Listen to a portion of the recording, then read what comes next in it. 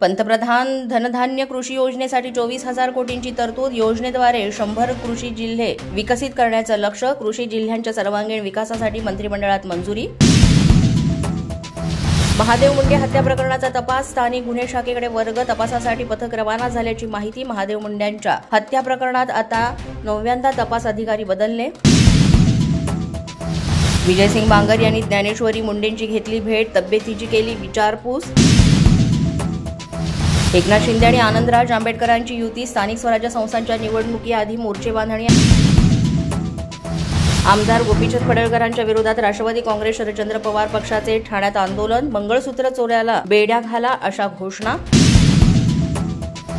मीरा भाईंदरमध्ये मनसेची बॅनरबाजी. वाघ येतो अशा आशयाच्या पोस्टरनं वेधलं लक्ष. 18 जुलैला राज ठाकरे मीरा भाईंदरमध्ये जाणार असल्यानं हे बॅनर.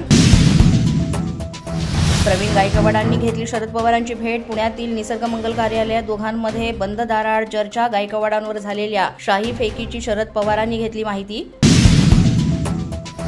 विक्रोळीत मराठी माणसाचा अपमान करणाऱ्या व्यापाऱ्याला मनसेकडून मारहाण. मारवाडी या व्यापाऱ्यानं मराठी माणसाचा अपमान करणारं स्टेटस टाकलं.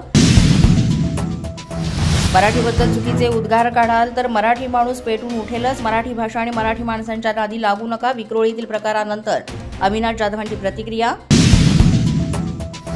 वसई विरारमधील जिल्हा परिषदेच्या 116 शाळा पालिकेकडे हस्तांतरित होणार. मुख्यमंत्री फडणवीसांचा निर्णय. पोलीस माझा न्यूजच्या बातमीपत्रात आज इतकंच. तुम्हाला आमचं बातमीपत्र कसं वाटतंय याबाबत अवश्य अभिप्राय कळवा.